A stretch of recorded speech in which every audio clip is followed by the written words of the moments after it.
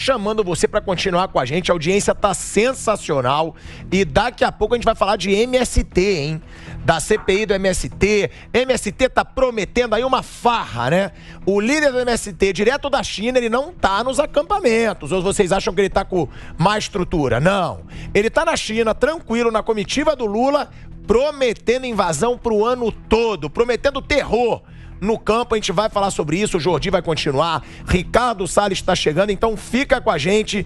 Fala, Alfredo, sua pergunta e depois o doutor Marcelo Tovio. Deputado, eu gostaria que o senhor nos falasse com relação à questão de 39 milhões de vacinas que me parece que estão vencidas agora em março.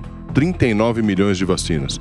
O senhor não acha também que essa questão de sofá e cama é muito pequena no sentido, não obstante ser imoral, ela até pode ser legal, mas ela pode ser muito mais imoral do que ilegal? O senhor não acha que isso é pano de fundo para cobertar uma série de incompetências e desgoverno e falta de missão e de propósito que esse governo não tem, até porque não apresentou nem plano de governo durante a campanha eleitoral? O senhor não acha isso muito pequeno, que o parlamento não poderia regular isso com mais facilidade na própria lei de licitações, eventualmente dando poder discricionário de se comprar móveis? Até existe essa previsão, e parar de discutir isso. Se foi errado, devolve o móvel e devolve o dinheiro. Agora, ficar batendo nisso dentro do parlamento e com tanta discussão importante que nós temos no Brasil, tanta coisa errada que está acontecendo, o senhor não acha que isso é muito pequeno? Isso interessa realmente para o povo brasileiro? Isto é, se nós, eventualmente, parlamentares, temos mais de 250 deputados para aprovar qualquer coisa, por que vocês não propõem um projeto de lei e regulamentam essa questão das compras presidenciais? Esse é o primeiro ponto. Gostaria que o senhor comentasse a questão das 39 milhões de vacinas que sumiram, que estão vencidas, que ninguém fala disso. E falando em vacina, né, a maior crítica deles ao Bolsonaro. Exato. A maior. Exato. E outra coisa, deputado Carlos Jordi, por que somente a Câmara não aprova com 171 parlamentares toda e qualquer CPI? Por que a CPMI? Para deixar na mão do presidente Rodrigo Pacheco essa demora toda de instalar uma comissão que ele é obrigado a instalar. Ele não é discricionário dele instalar uma comissão parlamentar de inquérito. Tendo as assinaturas, a Constituição disse que será instalada. Ela não diz a Constituição que o presidente vai decidir quando ele quer. Se a Câmara tem 171 parlamentares, deputados, com muita facilidade, por que não abrir a CPI só na Câmara? Vamos lá, fez diversas perguntas, eu vou pelo início. Ó, né? Foca aí, ó, nas vacinas e na CPI, pronto. Sim, beleza. Com relação às 39 milhões de vacinas que estão vencidas, assim, é óbvio que isso é muito mais grave, é muito grave e deve ser apurado.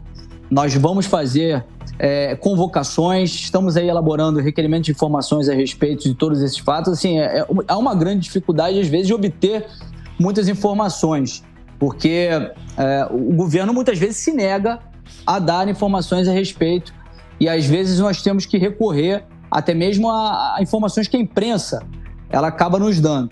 Mas assim, um ilícito não exclui o outro. Não é porque a questão das vacinas é mais grave, até porque envolve a questão sanitária. Houve todo um apelo, né, no passado não tão distante, enquanto a questão das vacinas, dizendo que o governo Bolsonaro não comprava vacina, e o governo Bolsonaro comprou 500 milhões de doses de vacina, e que o governo Bolsonaro não vacinava, e o governo Bolsonaro vacinou sim, só era contra a obrigatoriedade, dando liberdade para que todos que quisessem se vacinar ou não pudessem fazer o que quiser da sua vida. Então, assim, nós vamos apurar, vamos, se necessário até mesmo, fazer uma CPI, buscar assinaturas para fazer uma CPI, mas um ilícito não exclui o outro. Nós temos que fazer de todos, até mesmo essa questão dos móveis também é totalmente imoral e talvez seja ilegal, e por isso que eu também fiz um requerimento de convocação do ministro na Comissão de Fiscalização Financeira e Controle para que ele possa prestar esclarecimentos sobre esse fato. A questão da CPI, eu vou tentar ser o mais dinâmico possível, sucinto possível. Tá, e aí eu já vou complementar. O povo pode ter esperança, Jordi? Porque é muita enrolação para sair CPI. Né? A gente sabe, tem a pressão, mas nunca sai. o instrumento, esse instrumento que é a Comissão Parlamentar de Inquérito, ele existe de forma isolada numa casa ou outra, na Câmara ou no Senado, ou existe a CPMI, que é a Comissão Parlamentar Mista de Inquérito, que ocorre nas duas casas. Na Câmara, você precisa de 1/3 das assinaturas, ou seja, 171 assinaturas. No Senado, você precisa de 1/3, isso dá 27 assinaturas. E a CPMI mista, você precisa dos dois, 171 mais 27. A CPI, ela é discricionária. Você conseguindo as assinaturas, inclusive nós temos uma CPI que nós vamos inclusive falar a respeito dela hoje, que é a CPI do MST, que ela está protocolada na Câmara, ela fica a critério do presidente instalar ou não. São 5 CPIs que podem ser instaladas por legislatura. Já tem as assinaturas dessa CPI do MST, só que é discricionário do presidente da Câmara instalar ou não. Assim como se tiver uma no Senado, é discricionário instalar ou não. Já houve, por exemplo, um movimento da CPI da Covid, em que tinha as assinaturas, e aí o senador Randolph, que era o procurador-geral da República não oficial, em que ele provocava o STF para que houvesse determinadas ações sendo respondidas. E ele provocou o STF na questão da CPI da Covid, dizendo que já tinha as assinaturas. Exato. E seriam e por que a gente não usa esse precedente, Jordi? Então, por que vocês não usam isso? Deixa eu só concluir, porque você vai entender o meu raciocínio com relação a tudo isso. Na CPI da Covid, o Barroso, ele deu razão ao Randolph, que entrou com mandado de segurança por um direito líquido e certo para a instalação da CPI da Covid.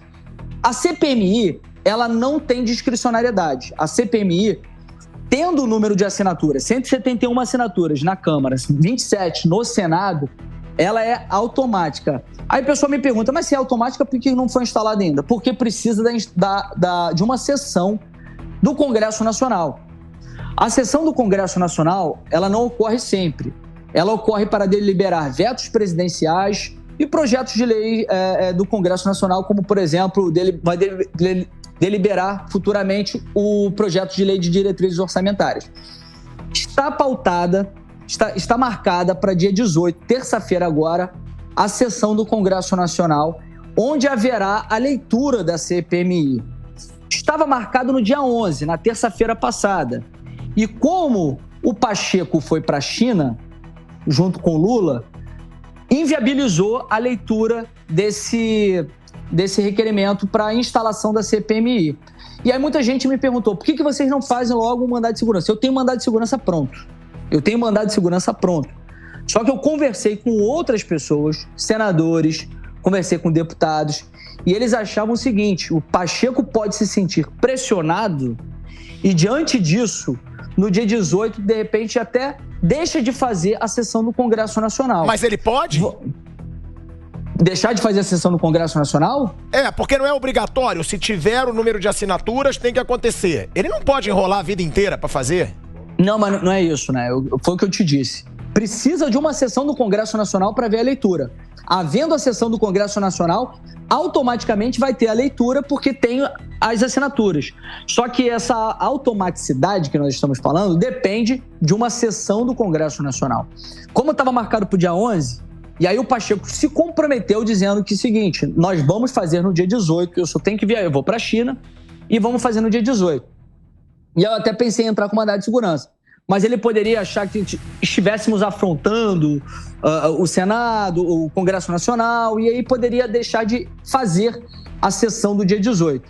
E aí depois chegaram informações de que Lula estaria fazendo um movimento com os líderes de partido para que, nos 45 do segundo tempo, para que não houvesse tempo, eles retirassem a assinatura, fizessem com que os deputados dos seus partidos retirassem a assinatura para inviabilizar a CPMI. Mas eu conversei com o presidente Arthur Lira, conversei com outros deputados e, assim, tudo indica 99,99% que ela será instalada nessa terça-feira agora. Terça-feira, dia 18 de abril, será instalada a CPMI do dia 8 de janeiro.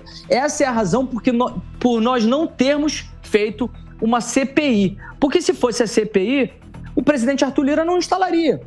As CPIs, elas só são instaladas quando há algum problema do presidente da Câmara ou do Senado com o governo federal, quando ele está mais fragilizado ou quando ele quer dar algum recado para o governo federal. Ó, tá explicado, muito bem explicado. Agora, Pavinato, uma pergunta para depois o Zovico fazer a pergunta dele pro Jordi. Dá para acreditar que finalmente vai sair essa CPMI na próxima terça-feira? Por que eu te pergunto isso? O Pacheco tá na China. Se ele tá na China, ele tá com quem? Ele tá com o Lula. É óbvio que tá tendo conversa ali. O Lula tá fazendo de tudo para essa CPMI não ser instaurada. Tá havendo movimentação, inclusive, do governo para convencer a retirada de assinaturas. Também dá esse medo na população. O Pacheco tá lá na China. O Pacheco, a gente sabe, é aliado do Lula. O Pacheco, pelo jeito, não tá com nenhuma pressa de sair essa CPMI.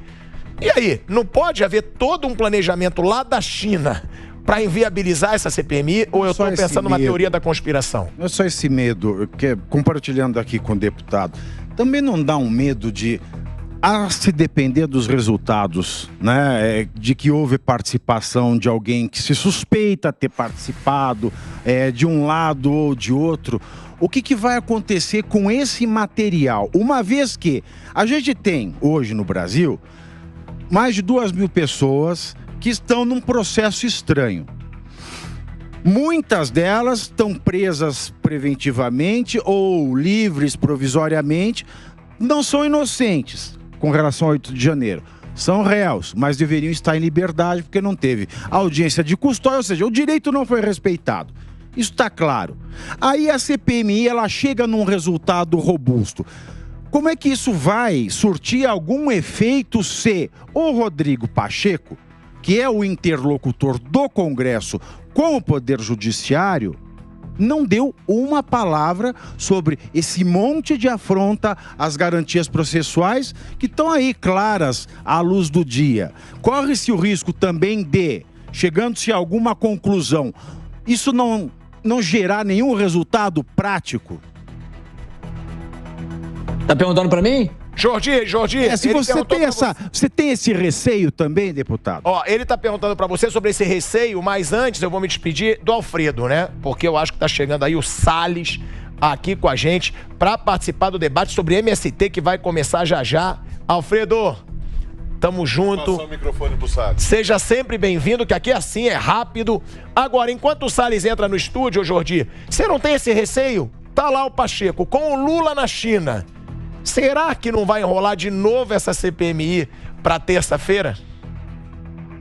Não, a CPI vai acontecer, vai de fato acontecer, podem ter certeza. Eu acho que a dúvida do Pavinato é com relação ao material e todo o conjunto probatório que será obtido através da CPMI, se isso vai de fato ter algum resultado prático na questão de um devido processo legal, na questão de se buscar a verdade dos fatos e ter os culpados sendo realmente responsabilizados e os inocentes absolvidos.